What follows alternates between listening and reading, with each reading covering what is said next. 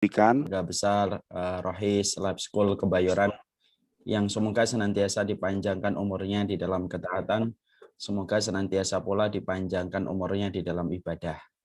Tentunya pertama kali kita senantiasa menata hati kita, menata jiwa kita untuk selalu bersyukur kepada Allah atas berbagai macam lintasan peristiwa yang Allah kirimkan dalam kehidupan kita.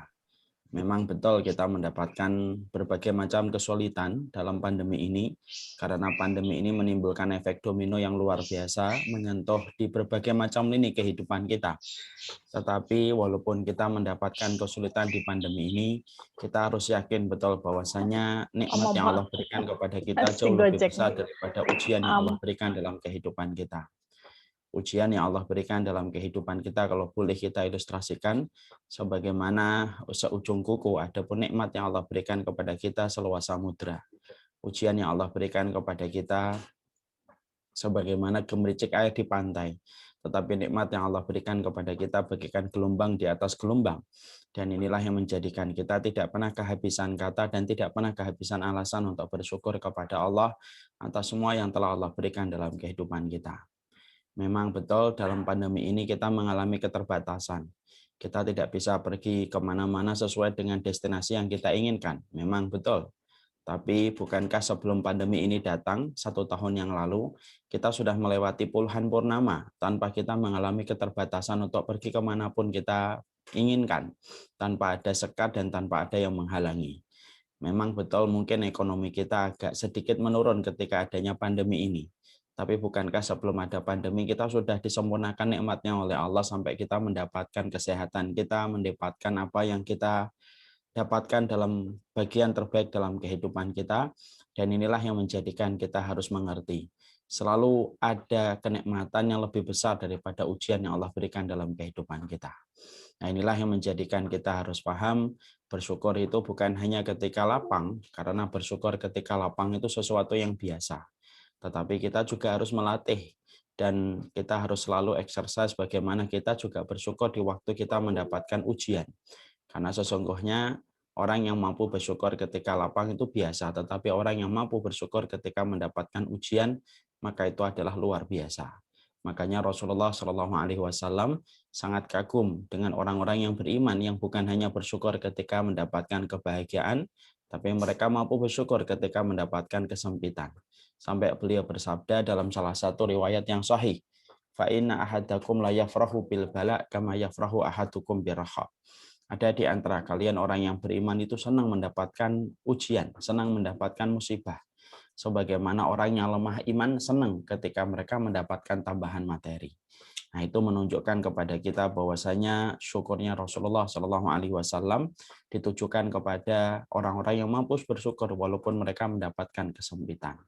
Inilah yang menjadikan kita paham bahwasanya orang yang beriman itu selalu memiliki alasan terbaik untuk senantiasa bersyukur kepada Allah. Bukan bahagia yang menjadikan kita bersyukur, tetapi bersyukurlah pasti kita akan dibahagiakan oleh Allah pada kehidupan akhirat dan dunia kita.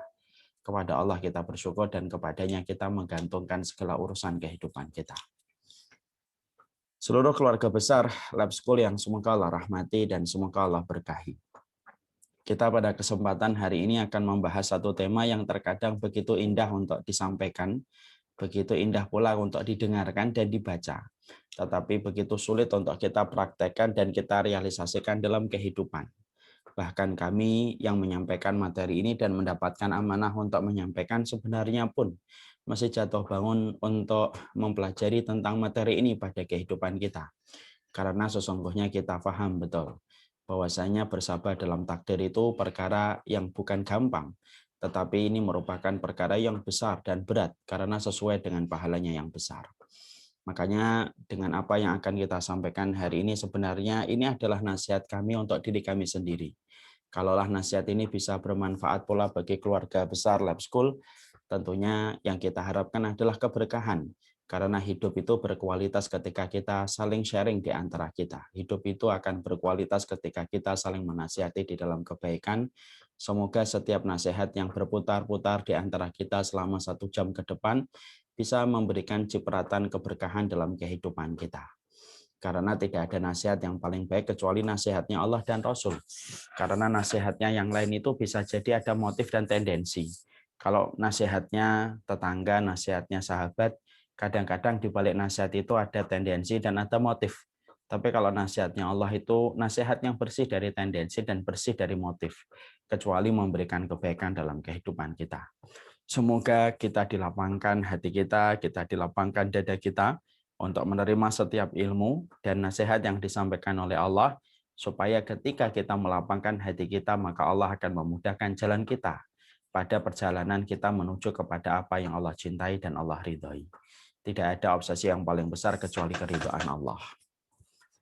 Sekarang mari kita sharing bareng-bareng.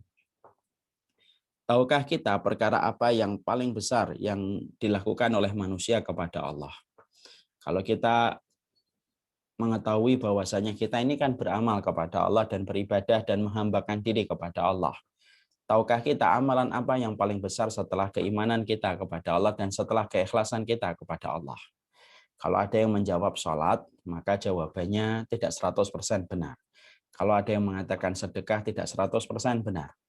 Tapi ternyata kita mendapatkan jawaban yang mungkin sebagian dari kita belum mengetahui. Sesuatu yang besar setelah iman kita kepada Allah dan setelah keikhlasan kita kepada Allah, yaitu adalah perkara yang paling besar dari setelah dua perkara itu adalah keridhaan kita kepada takdir. Ini merupakan perkara yang besar dalam kehidupan kita.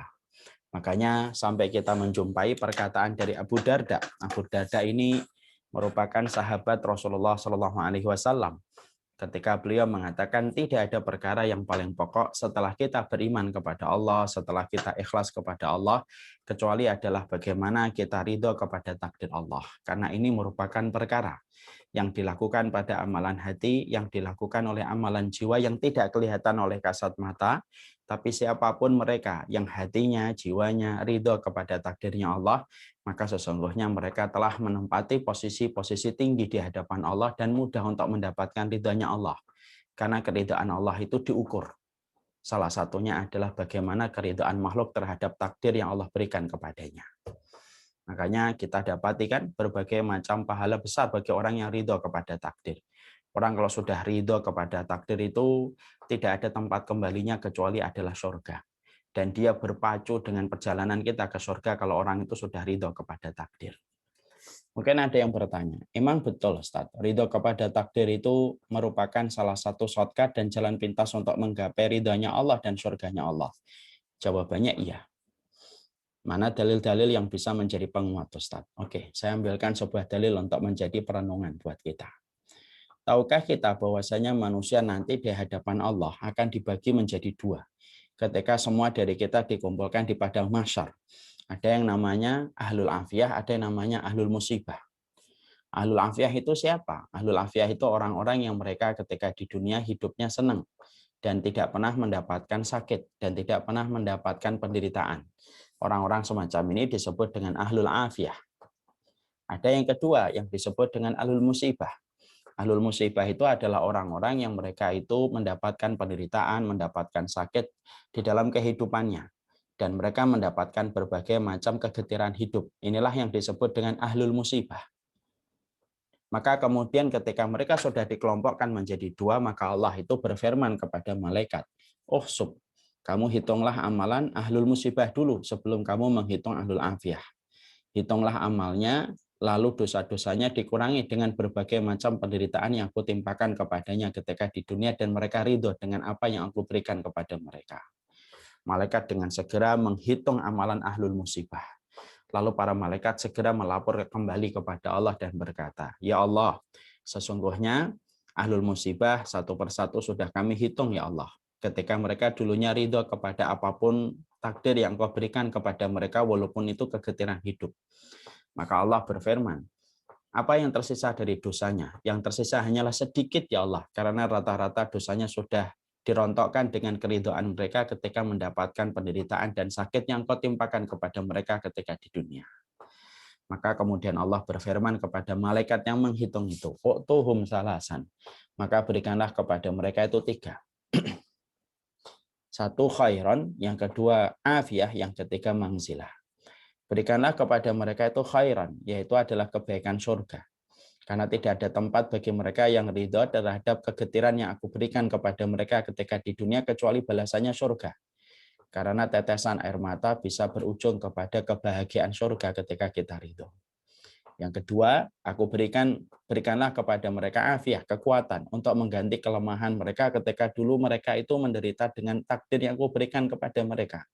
Kasih mereka ganti cash dan kontan dengan kekuatan yang besar untuk menggantikan rasa sakit yang pernah mereka terima ketika mereka dulu di dunia.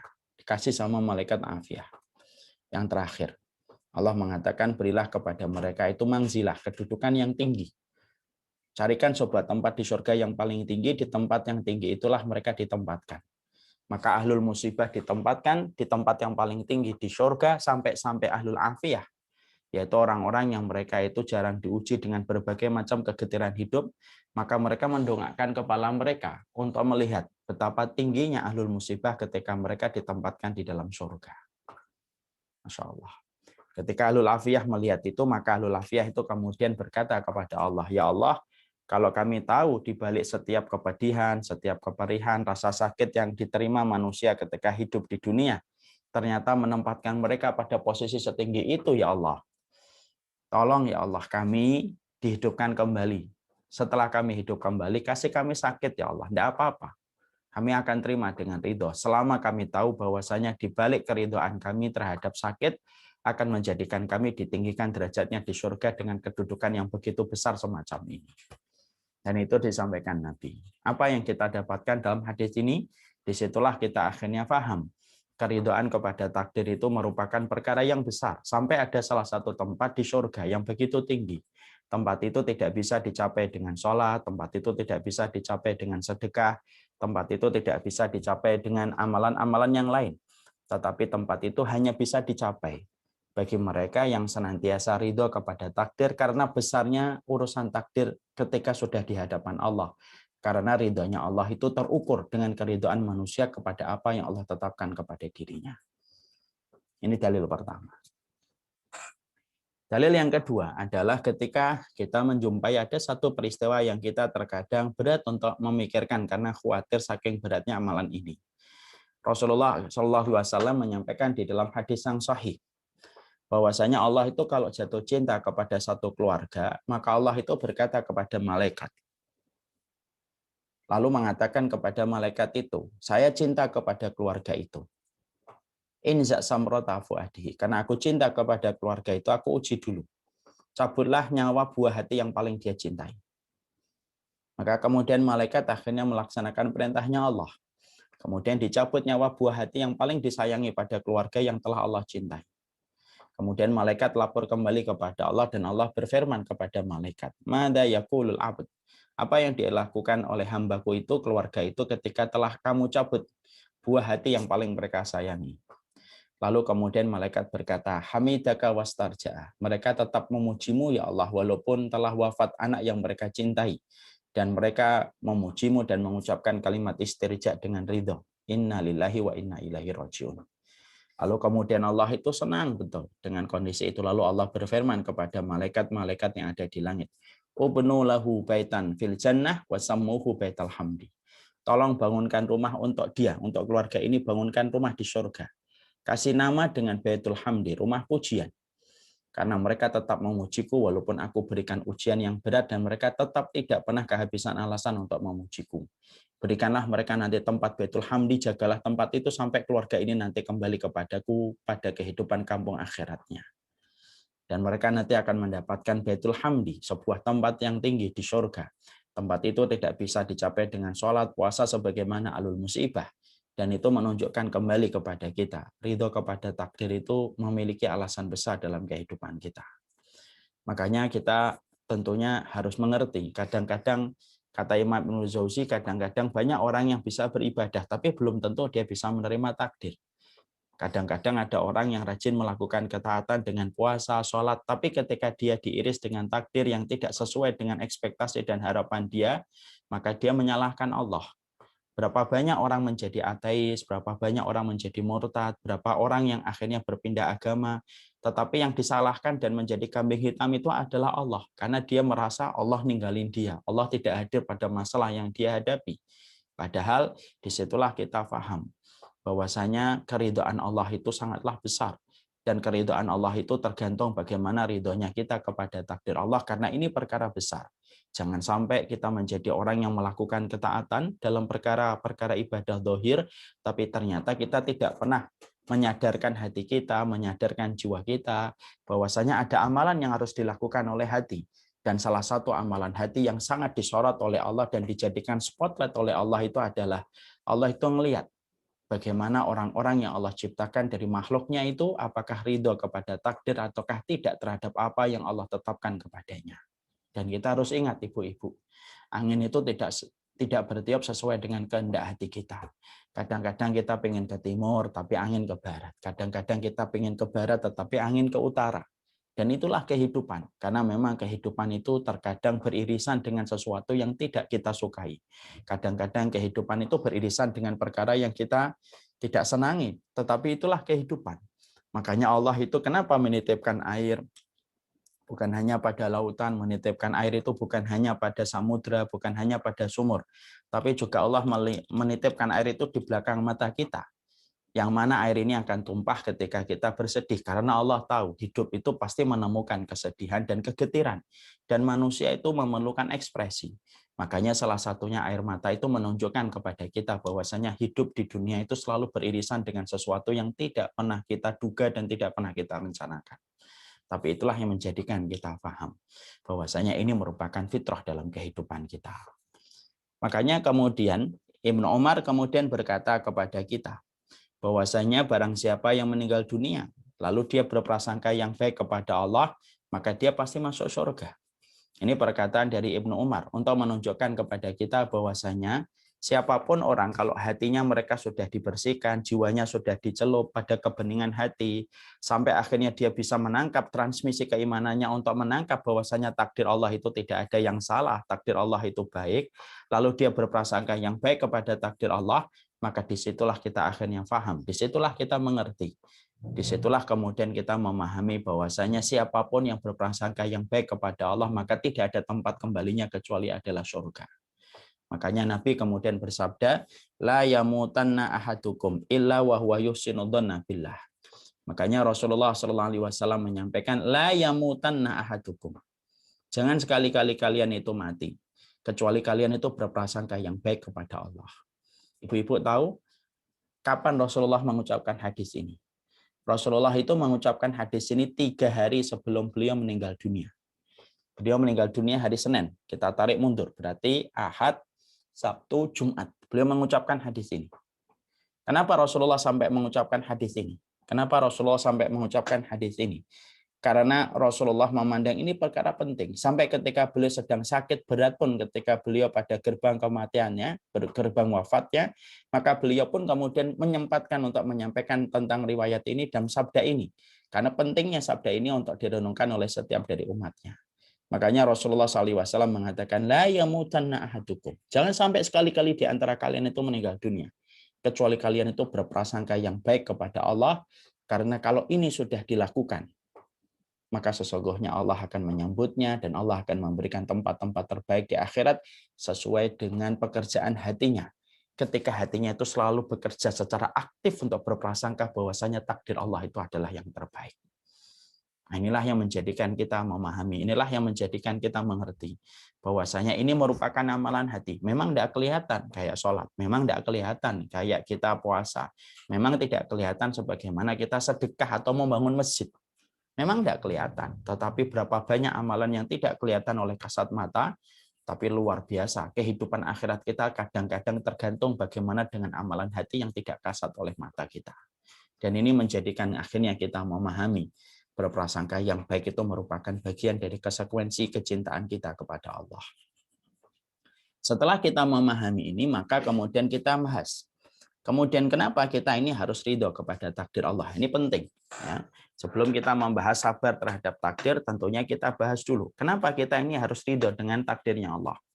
Karena memang ada bedanya antara sabar dengan ridho. Sabar itu, Ibu, lebih rendah daripada ridho. Ridho itu lebih kuat daripada sabar. Makanya saya lebih senang dengan kata ridho kepada takdir. Ya, walaupun makna ridho itu juga salah satunya sabar. Makanya kemudian kita bertanya, apa yang kemudian kenapa kita harus ridho kepada takdirnya Allah? Karena kita harus kita perlu booster. Kenapa sih kita harus ridho kepada takdir? Kenapa takdir itu harus betul-betul kita hadirkan dalam kehidupan kita? Ini kan kita harus paham. Kalau kemudian kita tidak memahami motivasi apa kenapa kita harus ridho, nanti jangan-jangan kita tidak akan pernah bisa untuk ridho kepada takdir. Maka kemudian setidaknya ada 5 alasan terbaik kenapa kita ini harus ridho kepada takdirnya Allah. Yang pertama, para ulama kemudian menyampaikan, karena takdirnya Allah itu merupakan sesuatu yang tidak pernah salah. Karena dia ditetapkan oleh Zat yang maha ilmu, Zat yang maha kasih sayang, Zat yang memiliki hikmah. Jadi tidak mungkin ada takdir Allah itu yang salah. Tidak mungkin Allah itu salah di dalam menetapkan takdir. Kalau ada orang yang berteriak-teriak di sosial media menulis dan mengatakan takdir Allah itu salah, pertanyaan kita itu sederhana. Kalau Allah sudah kita tuduh salah, lalu siapa yang tidak salah di atas muka bumi ini kalau Allah saja kita tuduh salah? Allah itu tidak mungkin salah. Apapun yang kemudian terjadi dalam kehidupan manusia itu tidak ada yang salah. Karena apa? Karena pilihan Allah itu selalu lebih baik daripada pilihan manusia. Pilihan manusia itu datang dari keterbatasan ilmunya, keterbatasan pandangannya, dan keterbatasan prasangkanya. Ilmunya Allah itu datang dari Zat yang tidak ada batasan di dalam ilmunya, tidak ada batasan di dalam hikmahnya, dan tidak ada batasan dalam kasih sayangnya Allah. Dan Allah itu kemudian ketika menetapkan takdir, bukan berarti Allah itu dolim dalam kehidupan kita. Tidak. Jangan pernah mengatakan Allah itu dolim ketika kita sedang menghadapi takdir yang tidak sesuai dengan harapan kita. Kenapa? Karena sesungguhnya kalau Allah sudah kita tuduh dolim, sama dengan tadi kita mengatakan Allah itu salah. Terus siapa yang tidak dolim kalau Allah itu kita tuduh sebagai zat yang dolim? Padahal kita tahu bahwasanya sayangnya Allah kepada kita jauh lebih besar daripada sayangnya kita kepada diri kita sendiri. Jujur deh, kita ini suka mengatakan sayang sama diri kita sendiri, tapi berapa banyak kita melakukan sesuatu yang merusak badan yang kita katakan kita sayang. Kita makan sesuatu yang kita tahu di situ ada keburukannya, di situ tidak sehat, tapi tetap kita makan. Berarti cintanya kita kepada diri kita itu tetap kemudian ada ukurannya, tapi cintanya Allah kepada makhluk itu tidak ada ukurannya. Ya. Makanya kalau kemudian kita mendapati ada seorang ibu tidak tega dia itu melakukan sesuatu yang buruk kepada anaknya. Berapa banyak ibu-ibu itu yang rela sakit daripada anaknya yang sakit. Berapa banyak ibu-ibu yang kemudian suka berkata, daripada melihat anak saya mati, lebih baik saya yang mati. Daripada saya menaburi tanah, lebih baik saya yang ditaburi tanah oleh anak saya ketika saya dikuburkan dulu. Kalaulah ada seorang ibu yang begitu besar, dia sayang kepada setiap anak yang dia lahirkan, sedemikian gedenya, Allah itu lebih sayang kepada setiap dari kita daripada sayangnya ibu kepada anak. Kenapa? Sayangnya ibu walaupun sepanjang jalan itu tetap ada takarannya, tapi sayangnya Allah kepada manusia itu tidak ada takarannya. Makanya takdir Allah itu tidak pernah salah. Ya, bukankah kita kalau menemukan arsitek yang pintar, semakin sedikit kesalahan yang dia lakukan ketika dia semakin pintar? Bukankah kita mendapati kalau ada sebuah lembaga sensus gitu atau lembaga riset gitu, semakin dia profesional, semakin margin error-nya semakin sedikit.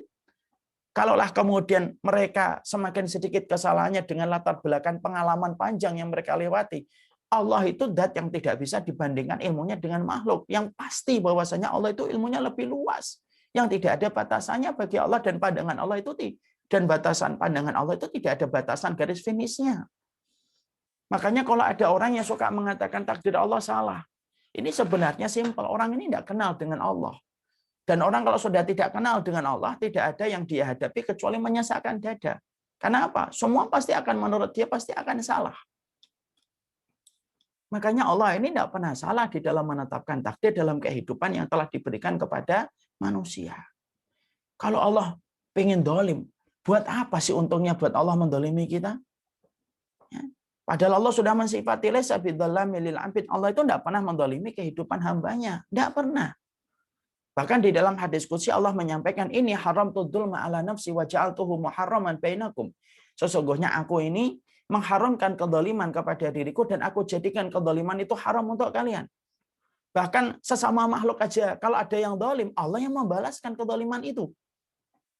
Mana mungkin Allah itu kemudian ketika membalaskan kezaliman makhluk kepada makhluk, kemudian Allah berbuat zalim sendiri pula kepada makhluknya? Tidak mungkin. Dan tidak ada untungnya bagi Allah untuk berbuat zalim kepada setiap apapun yang Allah gariskan dalam kehidupan manusia. Kalau Allah ingin zalim kepada kita, kecil. Allah tidak usah menciptakan kita, sudah selesai urusan. Kenapa Allah harus repot-repot menciptakan manusia, dilapangkan dunia, diberikan apa yang dibutuhkan manusia dari udara, buah, tanah, semuanya. Kemudian Allah menciptakan manusia, kemudian Allah mendolimi. Terlalu panjang. Kalau Allah ingin mendolimi, tidak usah menciptakan kita, selesai. Maka inilah yang menjadikan akhirnya kita paham terhadap apa yang disampaikan oleh Ali bin Abi Thalib. Pilihan Allah itu selalu lebih baik daripada pilihan manusia. Bukan pilihan manusia yang lebih baik daripada pilihan Allah. Salah. Dan ini kemudian perkara yang kemudian harus hadir ketika kita dibisikin oleh setan. Karena setan itu hadir untuk menjadi penumpang gelap di dalam hati kita untuk menyalahkan takdir. Kenapa? Karena manusia itu kalau lemah, yang disalahkan takdir. Supaya cepat selesai dan instan apa yang dia dapat. Padahal takdir Allah itu tidak pernah salah. Takdir Allah itu tidak pernah salah. Ini yang pertama. Yang kedua, karena takdir Allah itu selalu membawa hikmah dalam kehidupan. Nah, sebelum kita bahas ini, mari kita perhatikan video ini.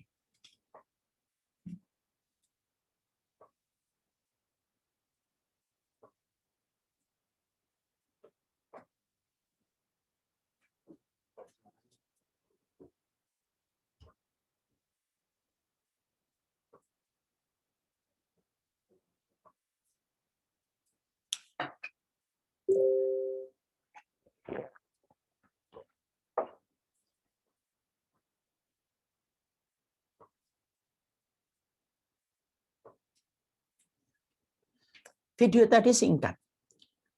Tapi video tadi itu memberikan kepada kita banyak pencerahan.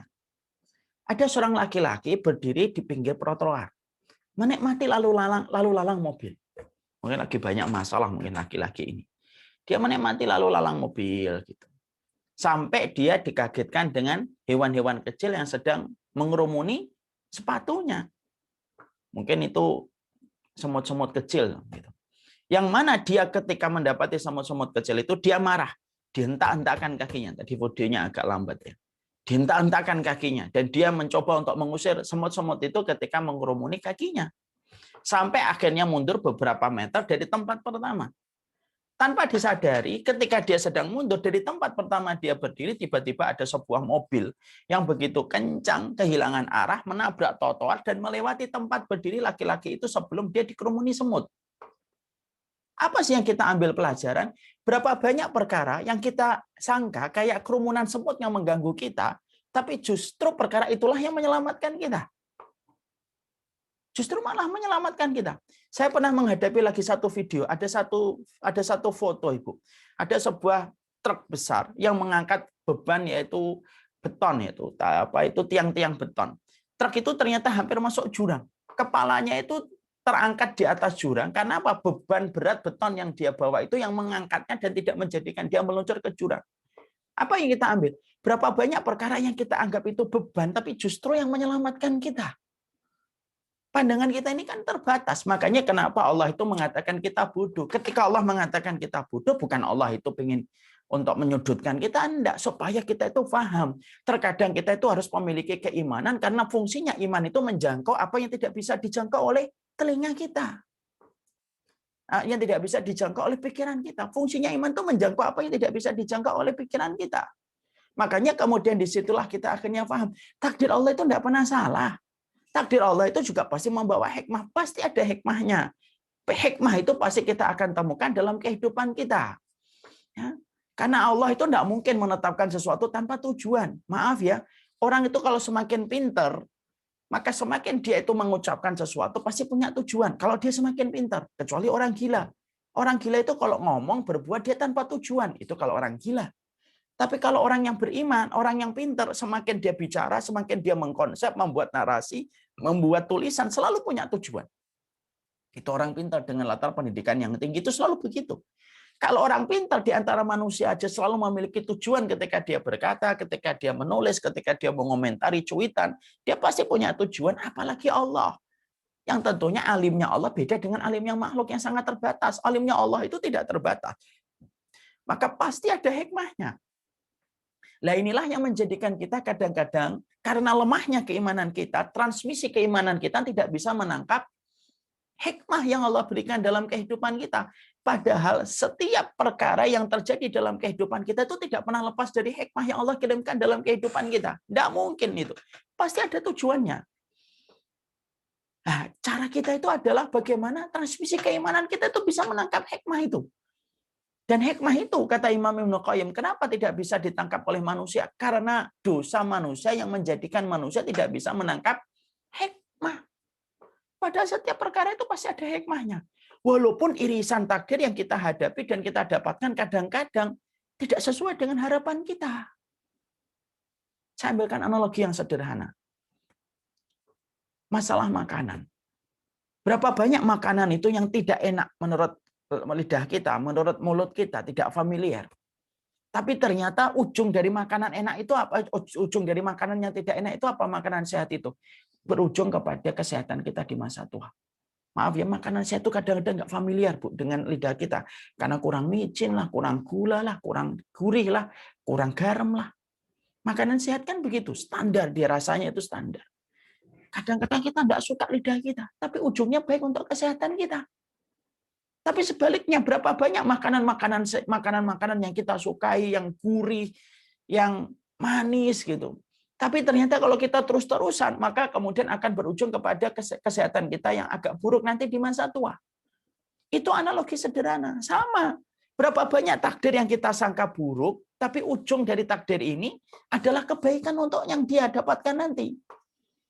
Dan berapa banyak takdir yang kita sukai dengan hawa nafsu kita, Pak, tapi malah ujungnya itu adalah untuk keburukan di masa kita nanti. Dan kita tidak tahu, kita hanya diperintahkan oleh Allah itu apa?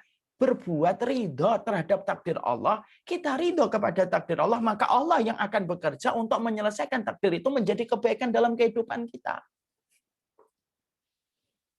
Dan ini yang kemudian menjadikan kita harus paham. Ya? Makanya saya ambilkan sebuah kisah nyata, Ibu. Ada salah satu jamaah itu pernah memanggil saya dulu ketika sebelum pandemi. Pengajian di restoran beliau. Saya datang di restoran beliau. Ketika datang di restoran beliau, beliau cerita. Ustaz tahu nggak gimana dulu kami merintis usaha bisnis restoran ini?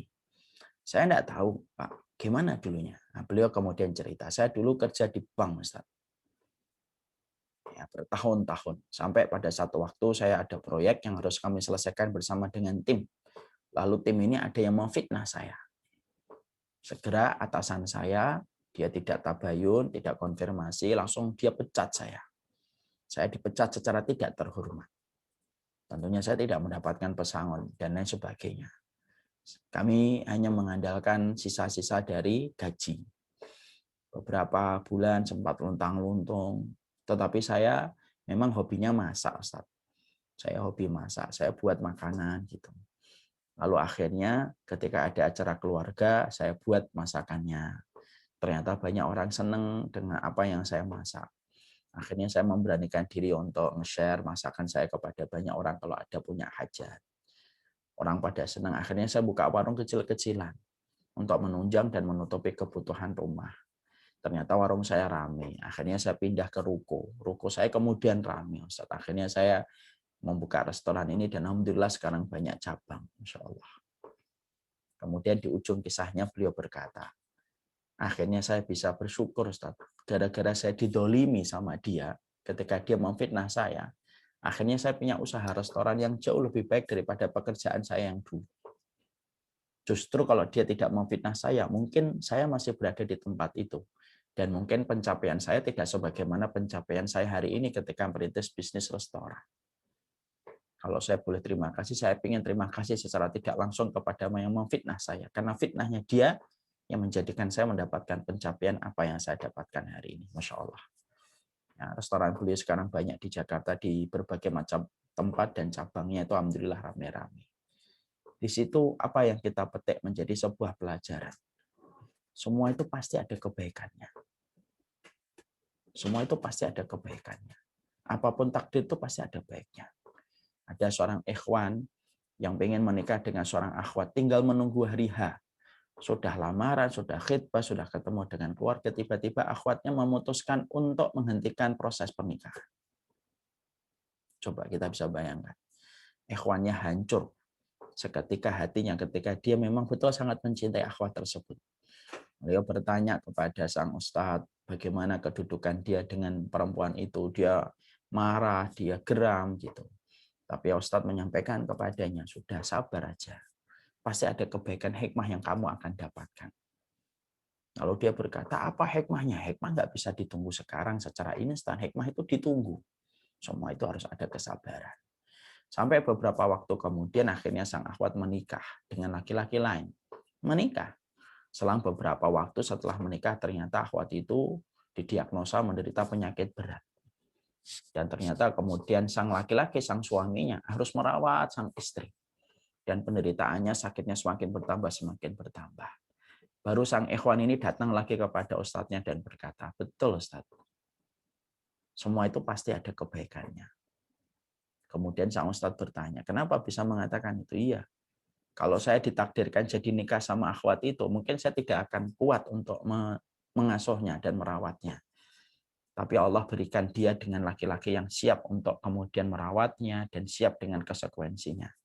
Disitulah saya paham apa yang antum sampaikan. Fihi khair, semua itu pasti ada kebaikannya. Makanya ibu-ibu kalau mendapati sesuatu, kok terkadang tidak sesuai dengan rencana kita, ekspektasi kita, katakan fihi khair. Ini pasti ada baiknya.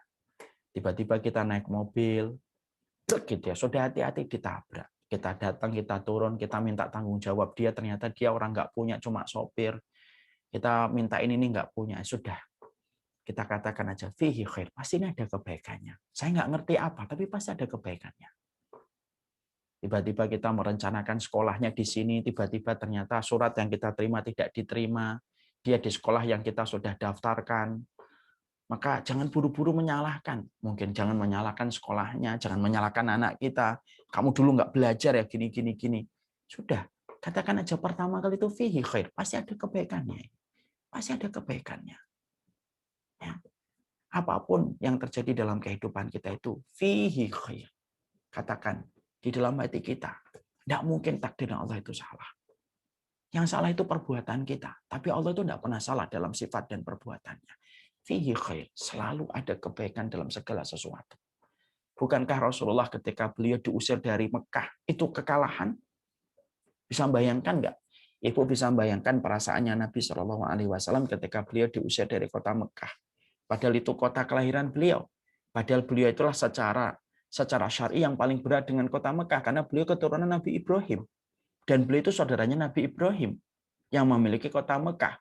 Ketika beliau meletakkan Ibunda Hajar bersama Ismail. Yang bernasab langsung dengan Ibrahim itu Rasulullah Muhammad, tapi justru diusir. Tapi ternyata justru di kota Madinah Rasulullah SAW itu dimenangkan oleh Allah. Akhirnya beliau bisa memasuki kota Mekah 7 tahun setelah beliau itu terusir dari kota Mekah, lalu kemudian kembali ke kota Mekah dalam kondisi menang. Berapa banyak kadang-kadang hari ini kita kayak fase Mekah, tapi sebenarnya Allah sedang merencanakan fase Madinah untuk kehidupan kita. Yang terpenting itu memang harus sabar di ruang tunggu. Dan ketika kita berada di ruang tunggu, pastikan bahwasanya semua yang terjadi dalam kehidupan kita itu tidak pernah lepas dari takdirnya Allah. Dan takdir Allah itu selalu membawa hikmah dalam kehidupan kita. Tidak ada yang tidak membawa hikmah dalam kehidupan kita. Kecuali orang yang mereka tidak ridho kepada takdirnya Allah. Saya pernah kemudian mendapati ada sebuah kisah nyata lagi dari seorang ulama. Ada seorang ulama itu beliau memiliki seorang istri yang cerewetnya luar biasa. Omongannya juga tajam betul kepada sang suami. Orang itu menyarankan kepada ulama, sudahlah ceraikan istri semacam itu. Tapi kemudian ulama itu berkata, tidaklah, saya mencoba untuk mencari kebaikan. Dari apa yang Allah berikan kepada saya itu saya mencari kebaikan. Apa sih takdir Allah ini? Kenapa Allah mempertemukan saya dengan dia? Dan kemudian dia sabar menghadapi istrinya sampai istrinya itu punya anak. Dan tahukah kita, anaknya itu menjadi ulama. Ketika anaknya jadi ulama itu banyak orang bertanya sama anak itu ketika jadi ulama. Wahai orang yang sholih, orang yang luar biasa ilmunya di hadapan kami. Apa sih pendidikan yang diberikan oleh ayah dan ibumu sampai kamu menjadi ulama? Jawaban dari ulama itu salah satunya adalah, saya mendapatkan kedudukan semacam ini dari Allah karena kesabaran ayah saya ketika dia bersabar menghadapi ibu saya di dalam setiap perkataannya yang sering tajam menyakiti perasaannya. Disitulah kita paham, takdir Allah itu sebenarnya tidak pernah salah. Ya, takdir Allah itu selalu membawa hikmah dalam kehidupan. Makanya kalau kita kemudian ridho kepada takdir, ridhonya kepada takdir itu pasti membawa hikmah. Bahkan dalam perkara yang kadang-kadang nggak kita sukai pun, di situ ada hikmah yang Allah selipkan dalam setiap peristiwa. Karena begitulah Allah itu mengatur. Aturan Allah itu detail betul itu. Allah itu kalau sudah ngatur itu detail betul. Karena kita yang bodoh, akal kita yang terbatas, pandangan kita yang terbatas, yang sering menjadikan kita tidak mampu menangkap hikmah. Karena transmisi keimanan kita itu lemah, disebabkan ilmu kita lemah dan banyak dosanya. Orang kalau banyak dosa itu tidak bisa menangkap satu hikmah. Kecuali apa? Menangkap hikmah itu susah. Yang paling gampang itu nyalakan takdir. Nah, itulah pentingnya bagi kita untuk menjaga hati kita bersih supaya mampu menangkap transmisi hikmah dalam setiap, supaya transmisi keilmuan kita dan keimanan kita mampu menangkap hikmah dalam setiap takdir. Ini poin yang kedua, saya tutup dengan sebuah kisah nyata lagi. Saya punya santri. Santri saya itu umur 22 itu sudah ngebet nikah. Saya bilang nggak usah nikah sekarang, terlalu muda antum. Nanti ajalah 1 tahun, 2 tahun. Apalagi antum anak pertama. Birrul walidain dulu, berbakti dulu sama orang tua, nyenengin dulu. Saat itu beliau ngotot itu, setengah ngotot. Enggak, Ustaz, saya udah mau nikah. Udah dapet calonnya? Udah, Ustaz. Yakin mau nikah? Antum masih 22. Iya, Ustaz, saya mau nikah. Masya Allah. Saya mencoba dengan berbagai macam sisi untuk dia, supaya nguji dia apakah yakin dengan pilihannya atau tidak. Dan betul, dia yakin dengan pilihannya. Nikah, punya istri. Saya kemudian akhirnya menangkap hikmahnya setelah beberapa bulan. Dia baru nikah beberapa bulan, baru berjalan 2 atau 3 bulan. Tiba-tiba ayahnya beliau stroke, kemudian meninggal dunia. Dalam waktu sekejap. Setelah ayahnya meninggal, dalam hitungan beberapa pekan, ibunya juga meninggal dunia. Dalam hitungan beberapa pekan. Padahal beliau memiliki 4 adik kecil-kecil. Yang 2 perempuan, yang 2 laki. Dan Masya Allah, ternyata setelah orang tuanya meninggal dalam hitungan bulan, begitu cepat, ternyata adik-adiknya itu nempel sama istrinya yang beliau nikahin. Saya tuh ketika dapetin kayak gitu, Masya Allah, mikirnya itu, la ilaha illallah ya salam. Berarti Allah yang mengaturnya, supaya kemudian dia nikah, yakin dengan pernikahannya, walaupun usianya masih muda, karena Allah yang tahu, ini bentar lagi orang tuamu meninggal nih, kamu butuh partner yang membantumu untuk mengatur adik-adikmu. Dan ternyata Allah atur itu. Allah nikahkan, Allah kuatkan azamnya, Allah kuatkan tekadnya untuk menikah walaupun masih muda banget, 22 tahun, nikah. Dan ternyata ujung hikmah dari pernikahan itu ternyata ada. Allah memang ingin menitipkan, Allah ingin meringankan beban dia dengan partnernya, dengan istrinya itu untuk kemudian ngurus adik-adiknya. Berarti Allah itu kalau ngatur, detail gitu. Cuma mata kita ini kan terbatas. Mata kita banyak melihat dosa. Akhirnya apa? Tidak melihat hikmahnya Allah. Karena hikmah Allah itu tidak bisa dilihat oleh mata yang banyak berdosa kepada Allah. Maka inilah yang menjadikan kita paham. Kenapa harus ridho kepada takdir? Karena takdir Allah itu membawa hikmah dalam kehidupan. Tidak mungkin Allah itu menetapkan sesuatu peristiwa, kemudian tidak ada pelajaran di dalam perkara itu. Tidak mungkin. Allah itu mengirimkan pelajaran di balik setiap peristiwa yang Allah iriskan dalam kehidupan manusia. Apa yang kita sangka kerumunan yang mengganggu, apa yang kita sangka mengganggu, bisa jadi telah menyelamatkan kita. Kayak kerumunan semut yang mengganggu laki-laki di pinggir jalan justru menyelamatkan. Apa yang kita sangka itu beban, tapi justru malah menyelamatkan kita. Bukankah sebuah truk bisa selamat itu sopirnya ketika dia tidak jadi meluncur ke jurang disebabkan bebannya itu kemudian menahan dia. Berapa banyak perkara yang kita sangka ini beban, ini beban, ini beban. Tapi justru itulah perkara yang akan membawa kebaikan untuk kita. Berapa banyak perkara yang kita sangka ini mengganggu, tetapi justru membawa kebahagiaan kita di masa mendatang. Kita tidak pernah tahu, kita hanya meraba. Allah cuma perintahkan kita, ayo ridho kepada takdir. Tunggu dulu di ruang tunggu. Aku atur yang terbaik untukmu selama kamu mengatur bagaimana perasaan kamu kepada diriku. Itu yang Allah ingin sampaikan kepada kita. Itu yang kedua. Yang ketiga, yang Allah sampaikan kepada kita itu adalah sesungguhnya takdir Allah itu, ridho kepada takdir itu mengkualitaskan kehidupan. Kan kita paham ya ibu-ibu lab school yang semoga Allah rahmati dan Allah berkahi. Kualitas hidup itu kalau kita tanya kepada konsultan kesehatan, mereka itu selalu menjawab, kehidupan itu berkualitas dengan imun tubuh yang baik, dengan sistem kesehatan yang baik. Kalau kita mampu menjaga dua, pola makan dan pola pikir.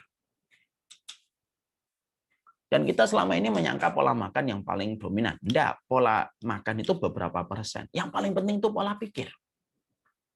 Makanya Islam itu menjaga pola makan dan pola pikir. Kan? Pola makan kita tidak boleh makan itu, dalam makan itu kan kaidahnya dua. Bukan hanya halal kalau makan. Halalan, thayyibah. Halal dan thayyib. Bisa jadi halal, tapi tidak thayyib untuk kita. Ya, makanya kenapa kok saringannya ketat Ustaz kalau makanan di dalam Islam itu ada halal dan thayyib? Karena Islam tahu kualitas manusia tergantung kepada pola makannya. Selain pola makan, pola pikir. Kenapa Islam itu menjaga pola pikir, disuruh ridho, disuruh untuk jangan berprasangka, jangan merasa lebih baik, jangan sombong, jangan hasad, dan seluruh penyakit buruk yang lainnya.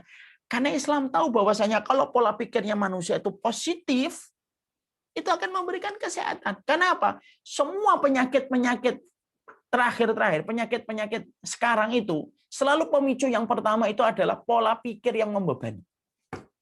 Makanya selalu dokter itu kalau kemudian mendiagnosa orang dalam sakit, selalu berkata apa? Jangan stres. Makanya apa? Disuruh istirahat.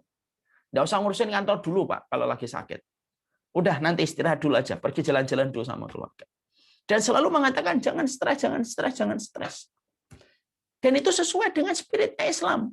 Islam itu disuruh kita itu ridho kepada takdir, disuruh berprasangka yang baik sama Allah, disuruh jangan sombong kepada orang, disuruh jangan dengki sama orang, disuruh melihat kebaikan orang itu menjadi kebaikan pula untuk kita. Itu sebenarnya apa? Menjaga pola pikir kita, supaya pola pikir kita itu pola pikir yang positif. Makanya ridho kepada takdir.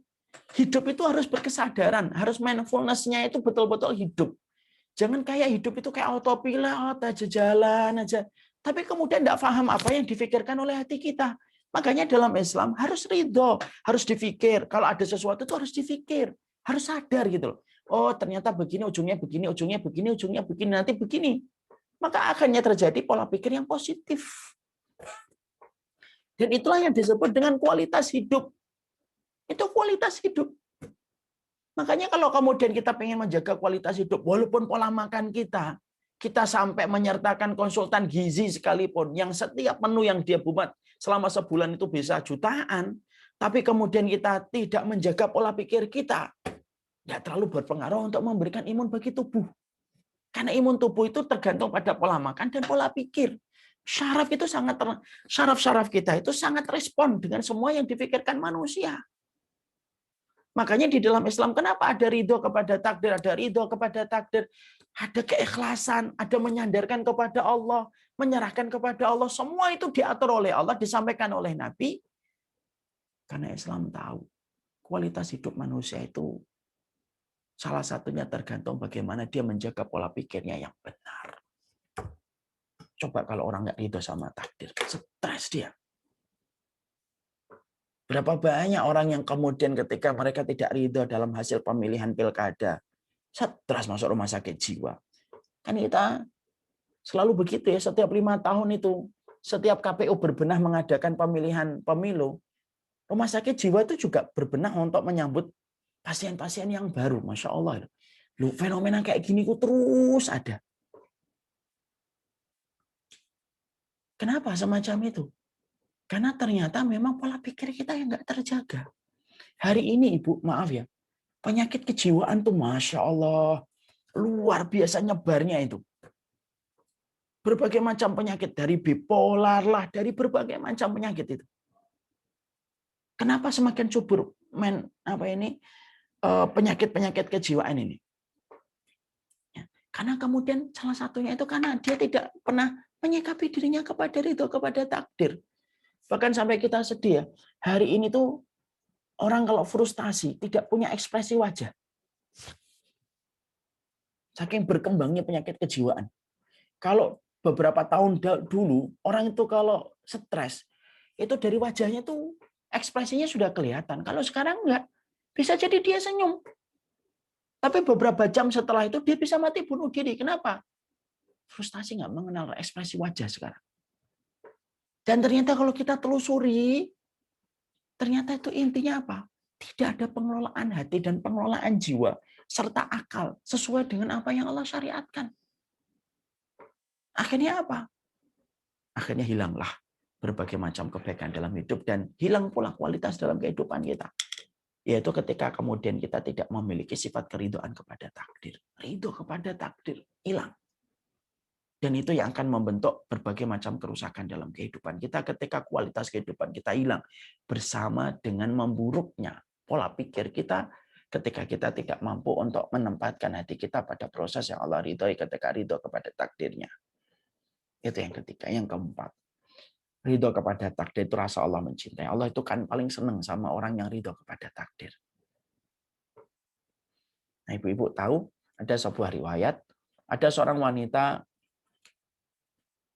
yang dikatakan oleh Nabi sebagai wanita penduduk surga. Jadi Nabi itu lagi duduk-duduk, tiba-tiba Nabi mengatakan, ya telah fikum nisa'i min ahlil jannah. Ini bentar lagi perempuan penduduk surga yang akan muncul.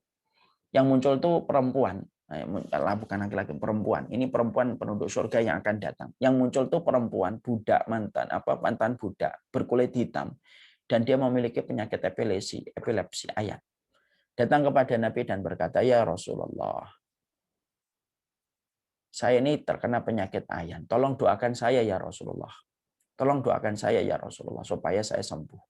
Nabi kemudian berkata, aku bisa mendoakanmu untuk sembuh, tapi kalau kamu bersabar, ridho kepada takdir sakitmu ini, tidak ada tempatmu kecuali surga.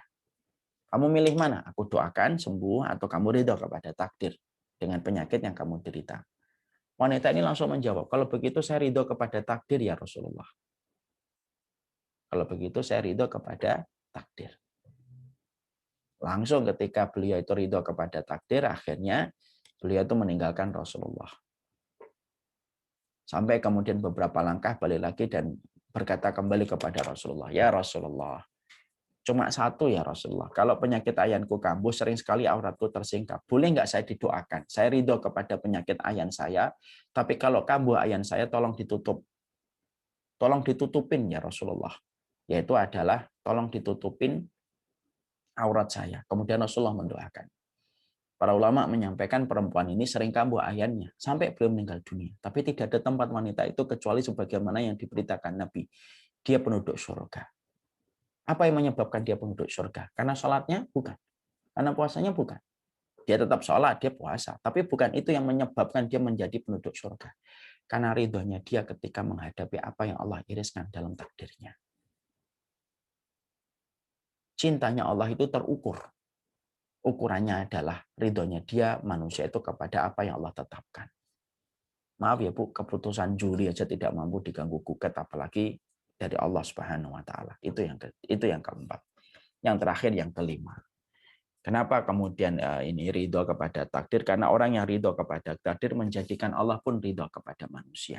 Itu. Nah, ini yang menjadikan akhirnya kita paham.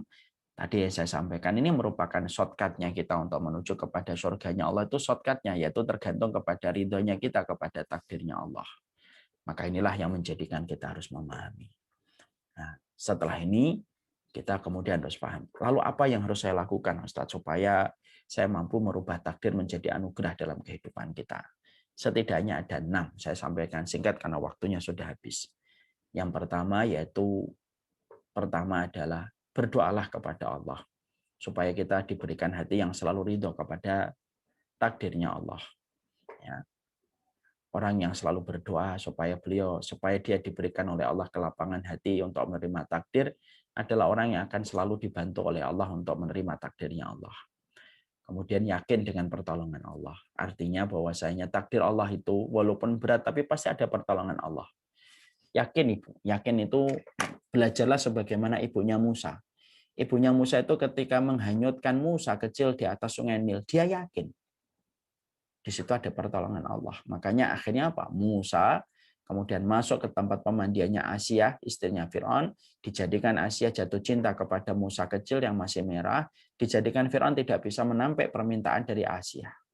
Ketika Musa kecil dibawa ke istana, maka dijadikan Musa oleh Allah itu nangis minta air susu. Maka kemudian dayang-dayang di istana ketika satu persatu menyusui tidak ada yang diterima sama Musa. Seluruh perempuan yang ada di istana tidak ada yang bisa menyusui Musa. Kemudian Allah arahkan supaya Asia membuat pengumuman. Dibuatlah pengumuman, siapapun yang berhasil menyusui anak angkatku Musa, maka aku akan berikan akses untuk ketemu tiap hari dengan anakku Musa, anak angkatku, dan aku akan berikan kepadanya hadiah-hadiah. Dan di sini Allah mengatur bagaimana ibunya Musa datang ke istana, melihat kembali Musa yang tadi beliau hanyutkan di atas sungai Nil, mata bertemu dengan mata, disitulah Allah berkata kepada Musa kecil, buka mulutmu. Dibuka mulutnya Musa, dia menyusui kepada ibunya Musa. Itulah pertolongan Allah. Pertolongan Allah itu selalu tidak terduga. Dan pertolongan Allah itu harus yakin. Bukankah kalau bahasa kedokteran ada yang namanya sugesti? Kalau menurut saya orang beriman tuh nggak mengenal sugesti. Yang ada itu yakin, harus yakin. Pertolongan Allah itu datang. Kemudian yang ketiga, kalau sedang mendapatkan takdir yang buruk, nggak usah diumbar-umbar, rahasiakan. Allah semakin senang kalau setiap masalah yang kita jumpai private saja. Hanya kita yang tahu dan Allah yang tahu. Semakin sedikit yang tahu, semakin Allah menurunkan pertolongan untuk menyelesaikan masalah itu. Yang keempat, harus meyakini pahala yang besar. Kalau semua dimudahkan untuk kita, malah kita bingung dari mana kita mendapatkan pahala kesabaran.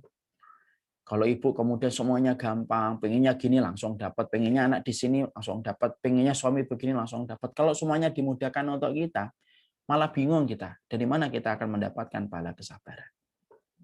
Ya. Kemudian yang kelima, meyakini semua orang itu diuji. Orang itu semuanya akan diuji. Jangan merasa kitalah yang paling tragis hidupnya. Bukankah para nabi, para rasul diuji dengan keluarganya? Nabi Adam dengan anaknya, Nabi Lot dengan istrinya dan anaknya, Nabi Lot dengan istrinya, Nabi Nuh dengan anaknya dan istrinya, Asia dengan suaminya, Maryam dengan keluarga besarnya, Ibrahim dengan bapaknya, Rasulullah dengan pamannya. Coba kalau kita mikir, kenapa keluarga para nabi itu mereka mendapatkan ujian? Harusnya keluarga nabi itu role model kehidupan orang yang beriman. Harusnya istrinya beriman, anaknya beriman, bapaknya beriman. Kan harusnya begitu. Karena mereka role model kehidupan orang yang beriman. Tapi kenapa justru keluarga para nabi itu juga mendapatkan ujian? Karena Allah ingin menyampaikan kepada kita.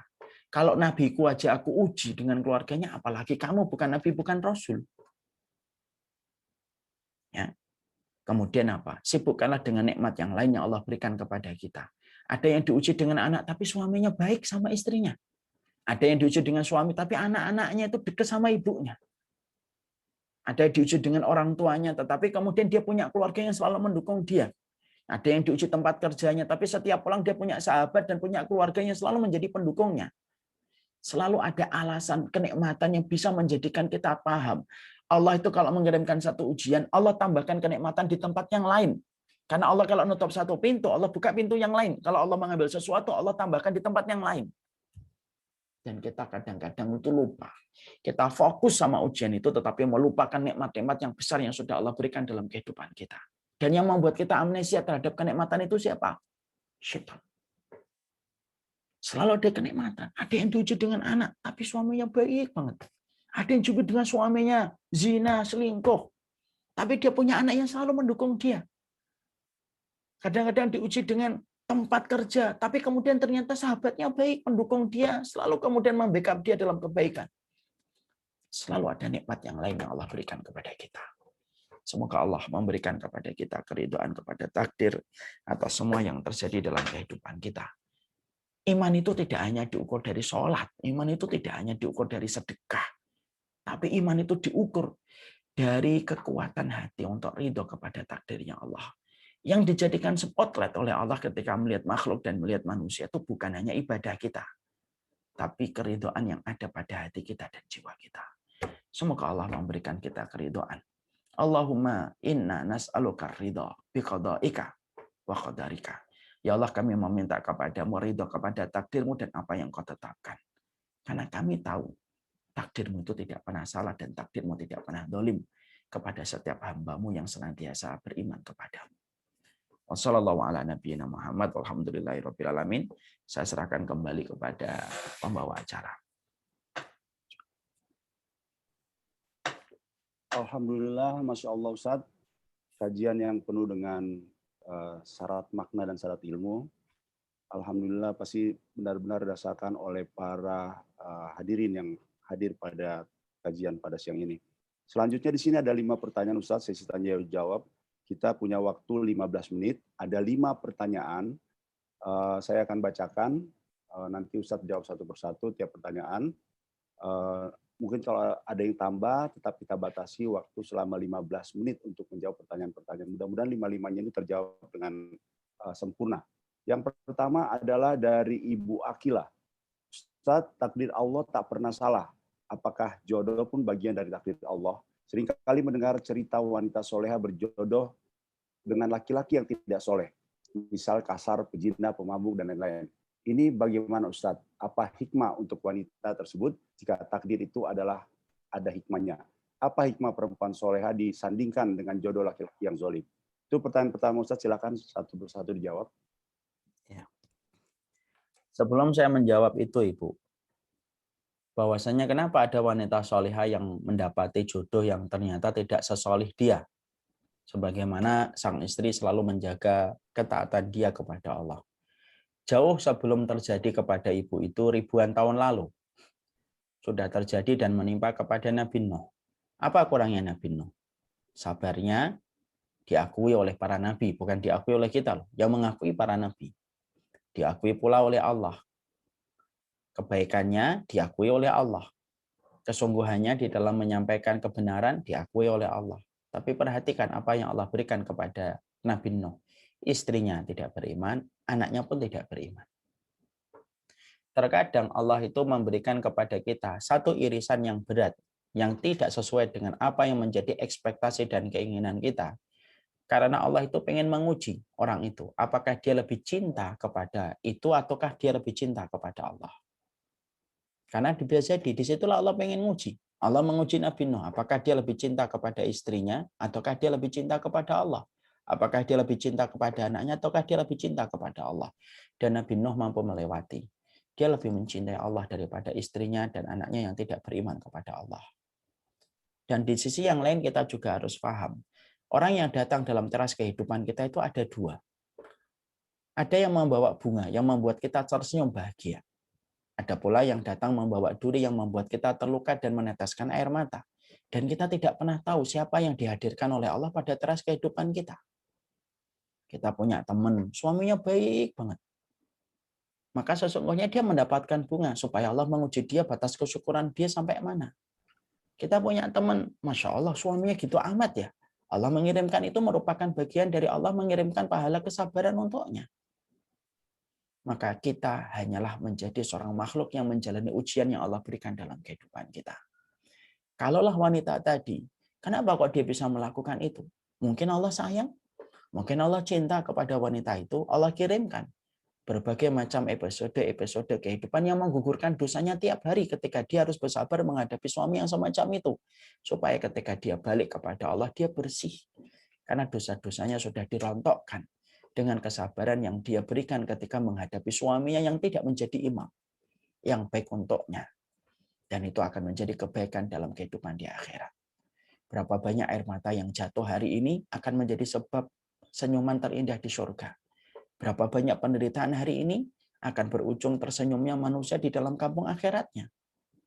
Karena Allah itu sekali lagi, kalau memberikan kepada kita satu ujian, berarti ada satu derajat yang ditinggikan oleh Allah dalam kehidupan kampung di surga.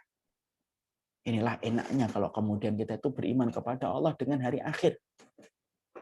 Ya, Ibu bisa bayangkan kalau ada orang hidupnya cuma you only live one, YOLO, apa nggak stres itu? Ketika dalam kehidupan dia hanya mendapatkan ujian dan tidak ada lagi kehidupan setelah kehidupan di sini. Tapi orang beriman kan kehidupannya bukan di sini. Kita ini adalah kaum yang mencari kehidupan di balik kematian. Di balik gundukan tanah itu ada kehidupan. Di balik gundukan tanah yang sepi yang kita lewati ketika melewati kuburan, di situ pula ada sebuah kehidupan yang sering tidak kita pikirkan. apapun yang kita dapatkan, selama kita sandarkan kepada Allah, selalu berujung dengan kebaikan. Tidak lama kok. Kita hanya diperintahkan oleh Allah untuk taat dan ridho kepada apa yang Allah iriskan dalam kehidupan kita itu sampai mati.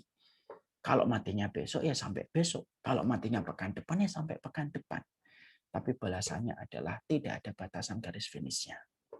Sekali lagi, orang yang datang dalam teras kehidupan kita itu dua. Ada yang datang membawa bunga yang membuat kita tersenyum bahagia, supaya kita bersyukur. Ada yang datang membawa duri yang membuat kita terluka, supaya kita terlihat bagaimana kesabaran kita. Wallahu a'lam bishawab.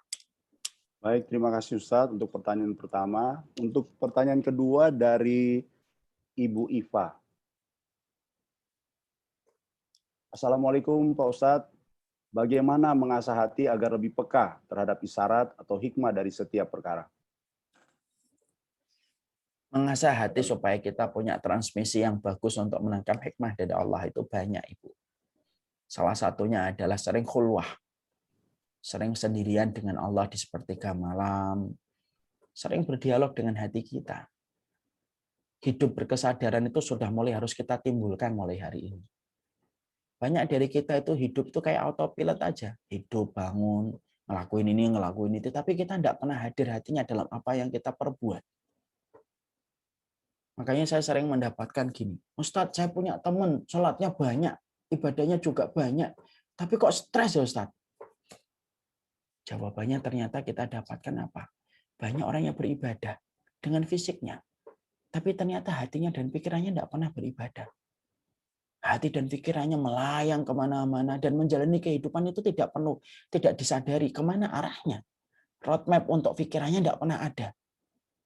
Hidup hanya berjalan aja. Sholat, duhur, dan sholat. Kemudian Ramadan, ntar lagi Ramadan, beli persiapan, beli sirup, beli yang lainnya. Tapi cukup di situ aja. Tapi kemudian dia tidak pernah menyadari. Makanya kalau kita ingin mengasah hati, sering-sering berdialog dengan hatinya di hadapan Allah. Ngukur posisi kita di hadapan Allah itu bagaimana. Banyak pikiran kita itu kadang liar. Walaupun tanpa ibadah kita itu bagus. Berapa banyak orang ketika ketemu dengan orang gitu. Tapi Masya Allah pikirannya bisa kemana-mana. Dan inilah yang menjadikan kita nanti susah untuk menangkap hikmah dalam setiap peristiwa. Kemudian mengkaji ilmu, itu termasuk perkara yang bisa mengasah kita supaya kemudian kita nanti diberikan oleh Allah kekuatan untuk kemudian terasah hati kita untuk menangkap hikmah. Ngaji itu kayak tetesan air hujan, menghidupkan yang mati dan membasahi yang kering. Kemudian yang ketiga, kumpul sama orang-orang solih yang taat sama Allah, yang jarang dosa. Karena mereka itu orang yang kuat untuk menangkap setiap hikmah. Karena Allah titipkan sebagian ilmunya kepada mereka yang selalu menahan diri dari perbuatan dosa. Wallahu a'lam bishawab. Terima kasih Ustadz. Alhamdulillah pertanyaan kedua selesai dibahas. Kemudian untuk pertanyaan ketiga dari Ibu S. Assalamualaikum Ustadz. Bagaimana cara manajemen hati bila hati merasa tidak adil diperlakukan di lingkungan? Merasa kalau si A lebih diperhatikan di lingkungan dibanding kita. Merasa sedih, iri, sebel, tapi tidak tahu karena apa. Bagaimana caranya mengajari anak ABG kebaikan akhlak dan bekal mereka kelak agar tidak terjerumus ke pergaulan yang salah? Jazakallahu khairan katsiran. Silakan Ustaz. Ini pertanyaannya ada dua ya, Bapak ya, Bapak Irman ya. Betul Pak. Betul Ustaz, siap. Yang pertama itu kalau anak, bagaimana supaya anak kita ini terjaga. Ini kewajiban kita untuk selalu menjaga anak kita. Mencarikan jodoh yang terbaik untuk anak kita. Kemudian mengarahkan anak kita kepada lingkungan yang baik. Kalau bisa itu punya waktu secara berkala datang kepada keluarga-keluarganya Ustadz. Secara berkala datang ke pondok pesantren untuk anak kita belajar langsung dengan kehidupan orang-orang yang mendekatkan diri mereka kepada Allah. Saya itu Ibu, ya maaf ya bukan berarti saya lebih baik, enggak, saya cuma sharing aja. Saya termasuk yang aktif untuk ngajak anak-anak saya datang ke pondok 3 bulan sekali, 2 bulan sekali. Terutama ketika saya sudah merasa gelisah dengan hati saya. Obatnya gelisah itu kan kita harus ketemu sama orang solih. Kita ini harus ketemu sama orang solih. Anak-anak kita pun sama. Jangan terus-terusan anak kita dibawa ke tempat wisata, hanya mengenal tempat wisata terus. Boleh, bukan salah. Tapi kalau itu lebih banyak mendominasi untuk anak-anak kita tidak akan kuat kalau menghadapi masalah. Kenapa? Dia butuh hiburan setiap waktu akhirnya. Dan itu akan menjadi kesalahan. Makanya yang kita lakukan itu adalah selain kita mengajak dia ke tempat-tempat wisata, diimbangi. Ngajak ke pondok. Bawalah ke pondok-pondok pesantren. Hidup di situ 1 hari 1 malam. Supaya dia melihat pesantren itu gimana. Mereka bangun 1 jam sebelum sholat subuh. Mereka sudah datang ke masjid 20 menit sebelum adzan. Itu tuh kan pemandangan yang kita tidak pernah dapati di luar. Kalau di pondok, ribuan santri berbondong-bondong ke masjid 20 menit sebelum adzan. Kalau adzan subuh itu 1 jam sebelum subuh sudah di masjid. Mereka sudah membaca Al-Quran. Suara mereka itu kayak dengungan lebah. Itu terkadang tidak pernah hadir dalam pandangannya anak kita. Karena kita yang tidak pernah membawa mereka ke tempat-tempat semacam itu. Nah, ini termasuk salah satu hal yang kita harus lakukan. Yang berikutnya yang kita lakukan, gimana kalau kita berada pada lingkungan yang tidak mengindahkan kita.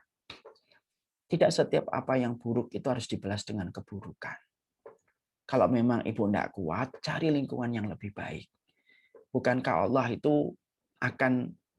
kita sering berdoa kepada Allah, ya Allah berikanlah saya kebaikan dari teman-teman saya. Kalau ternyata ada orang yang buruk kepada kita, menurut saya tidak usah sedih. Berarti itu doa kita dikabulkan oleh Allah. Berarti orang itu memang sebagaimana doa kita dijauhkan dari mereka yang buruk. Cari lingkungan yang baik. Ya. Janganlah kehidupan kita diatur dengan pandangan orang kepada kita. Kita ini adalah orang yang merdeka dengan kehidupan kita sesuai dengan apa yang kita inginkan untuk mendapatkan ridhonya Allah. Janganlah jadi manusia itu ngikutin pandangan orang yang tidak ada habisnya. Ini ada sebuah ilustrasi yang bagus. Ada ibu-ibu 2 orang masuk ke toko. Yang pertama masuk ke toko. Ternyata di toko itu judesnya luar biasa pelayan dia. Akhirnya dia tidak kuat. Padahal dia butuh sesuatu yang penting di toko itu. Tapi gara-gara judes pelayannya dia keluar dari toko itu. Dan akhirnya dia kerepotan mencari barang di tempat lain. Karena tidak ada. Karena adanya di tempat itu saja. Selang setelah dia keluar, ada ibu-ibu yang kedua masuk ke toko itu. Ketika dia masuk ke toko itu, dia mendapati pelayannya judes banget, tapi dia santai aja. Dan dia membeli barang yang dia butuhkan keluar. Ketemu dengan ibu-ibu yang pertama. Ibu yang pertama berkata, Mbak, bukankah tadi pelayan di situ judes? Iya, tapi kenapa kok Mbak bisa beli? Loh, hidup saya adalah membeli barang yang saya butuhkan. Masalah judesnya, dia tidak berat untuk merusak planning saya. Dia tidak merusak rencana-rencana yang saya miliki. Saya tidak mau kehidupan saya dirusak dengan apa yang dia lakukan, dalam apa yang dia perbuat. Dan saya tidak memperhatikan itu. Saya tetap beli barang yang saya mau. Walaupun ini ilustrasi, tapi ini memberikan banyak pelajaran.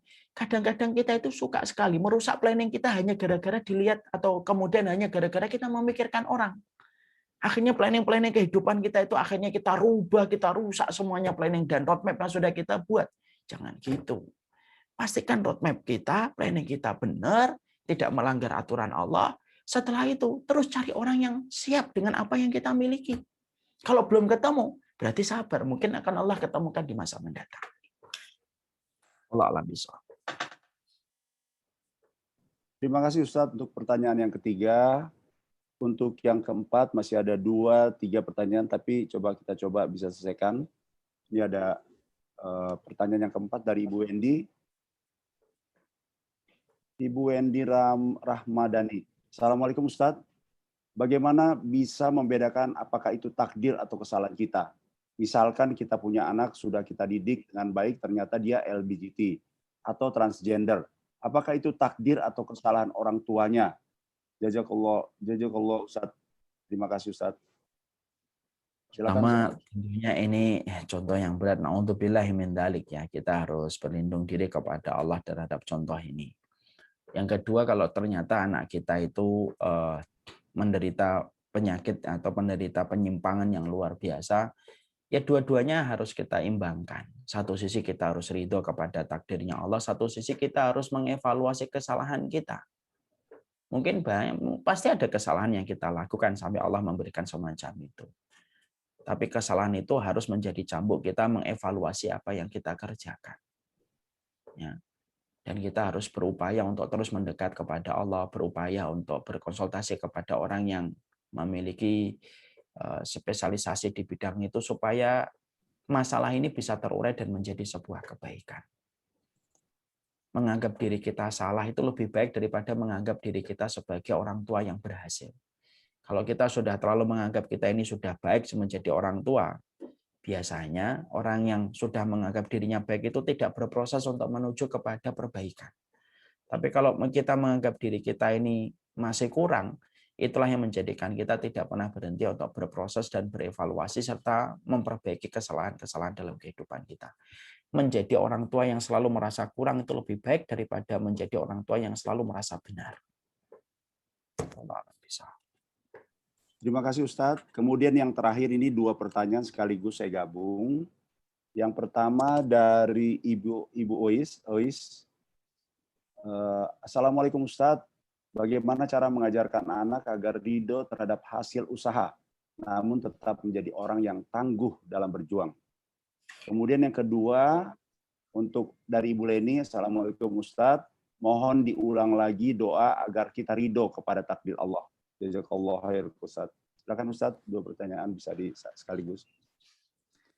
Kalau menjadikan anak itu selalu ridho kepada proses yang kita, terhadap proses yang mereka buat, tentunya harus butuh materi yang panjang nih Pak.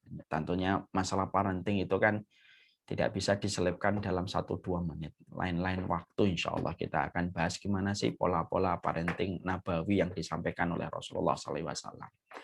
Ya, saya tidak bisa menyampaikan dalam waktu singkat 2-3 menit. Sulit sekali kalau masalah parenting menyampaikan dalam waktu sesingkat itu. Kemudian yang kedua tentang masalah ridho. Doanya adalah Allahumma inni as'aluka ridho bi qada'illahi wa qadarihi. Saya ulang kembali. Allahumma inni as'aluka biridhoi.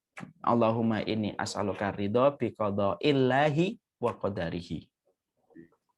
Ya Allah, aku meminta kepadamu keridhaan dalam setiap qada dan takdirmu.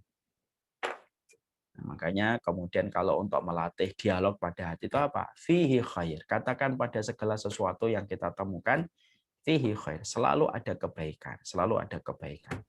Handphone kita yang tiba-tiba jatuh, pecah skrinnya, ketika anak kita membanting handphone itu, katakan, fihi khair. Pertama kali sebelum yang lainnya, fihi khair. Pasti ada kebaikannya. Pasti ada kebaikannya. Ya, tiba-tiba kemudian kita mendapati rumah kita bocor misalkan, padahal kita senantiasa sudah menjaga rumah kita. Katakan fihi khair. Fihi khair itu semuanya pasti ada kebaikannya. Supaya ucapan itu melatih hati kita supaya ridho kepada takdirnya Allah. Kalau sudah ridho kepada takdirnya Allah, Allah itu tidak pernah nyia-nyiakan orang yang ridho kepada takdirnya.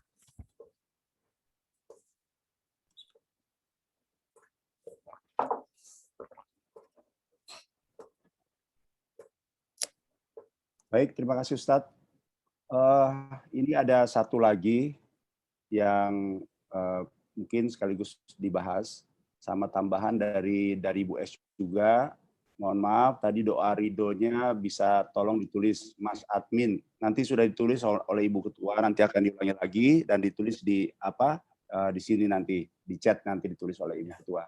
Jadi Allahumma inni as'aluka Allahumma inni as'aluka ridho biqadaillah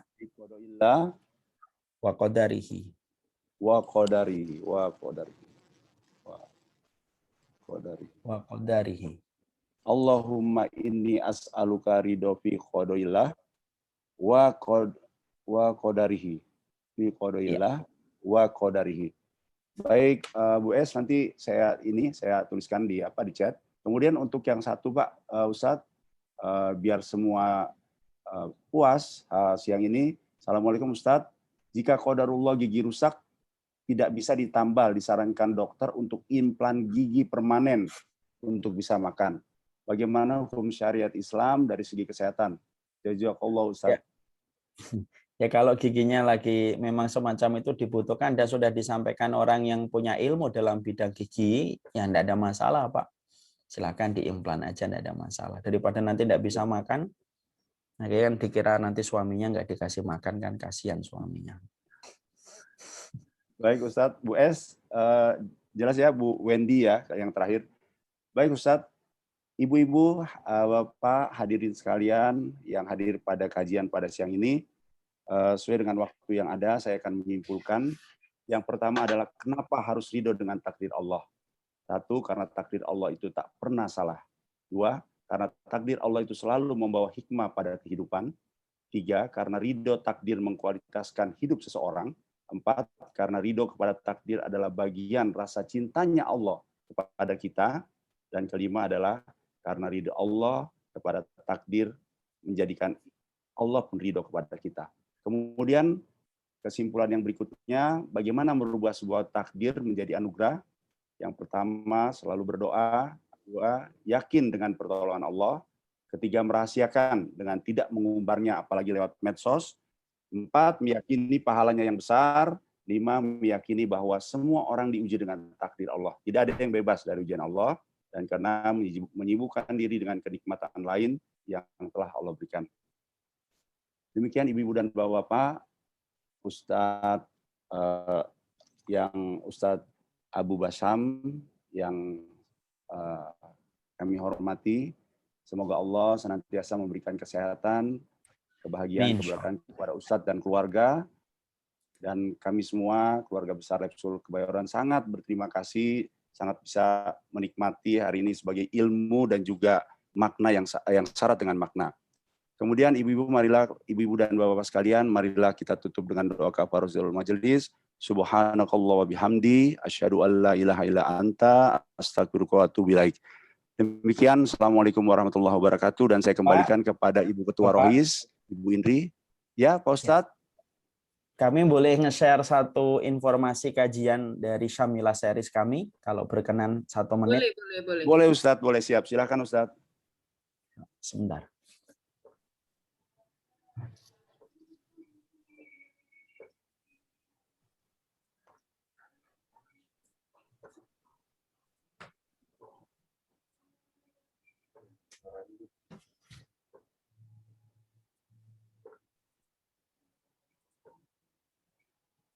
Ini udah 2 kali, nak, jangan sampai kayak gitu lagi.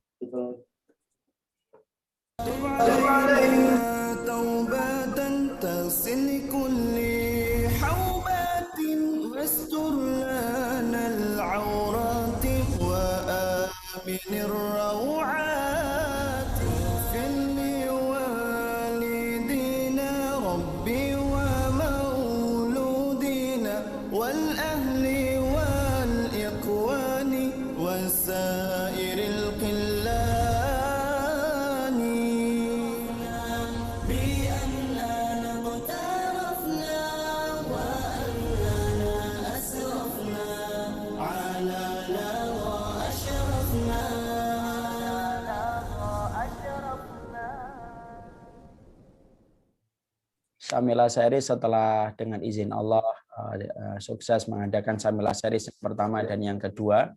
Syamila yang pertama itu Journey with Quran, yang kedua adalah From the to Arus, sensasi menyelami tafsir bacaan sholat. Kami dengan izin Allah menyelenggarakan Syamila Series yang ketiga, yaitu judulnya adalah A Letter to Allah, yaitu sensasi menyelami doa 40 Rabbana yang ada di dalam Al-Quran. Ini kenapa kita memilih tema ini? Karena khusyuk itu bukan hanya sholat, tetapi khusyuk itu dalam doa. Dan doa yang khusyuk itu menjadikan istijabahnya besar di sisi Allah Subhanahu wa Ta'ala. Dan terutama ketika kita akan menghadapi bulan Ramadan. Bulan Ramadan itu prime time-nya kita berdoa. Dan doa itu harusnya tidak autopilot, harusnya doa itu hanya rutinitas, bukan itu. Tapi doa itu harusnya dipahami maknanya, dipahami latar belakangnya, dan kenapa doa itu diucapkan oleh para nabi dan para malaikat sampai ditetapkan dan diabadikan oleh Allah di dalam Al-Quran. Silahkan kalau ada yang berkelapangan mengikuti Syamila Series yang ketiga, yaitu dimulai dari 31 Maret sampai 12 hari berturut-turut sampai 1 hari sebelum Ramadan datang. Supaya kita mampu menghadirkan makna dalam setiap untayan doa kita di bulan Ramadan. Jazakumullah khair. Bagi yang mendaftar, silahkan untuk melihat di kolom chat. Di situ admin sudah menyampaikan jazakumullah khair sekali kepada Rohis Lab School Kebayoran yang sudah bekerja sama dalam kajian kita kesempatan hari ini, dan jazakumullah khair sekali atas waktunya diberikan izin untuk men-sharing teaser ini sebagai informasi yang semoga bermanfaat. Semoga kita menjadi keluarga di antara keramaian umat. Semoga kita bertemu di dunia, bertetangga di surga kelak. Semoga dibersihkan hati kita untuk tetap saling menyayangi karena Allah. Dan semoga keluarga-keluarga ibu-ibu dan keluarga kami, keluarga-keluarga yang diberkahi, menjadi keluarga di dunia dan keluarga pula di kampung akhirat di surganya Allah. Amin, insya Allah. Amin, amin, ya rabbal alamin. Terima kasih Ustadz. Silakan Ibu Ketua, Bu Inti.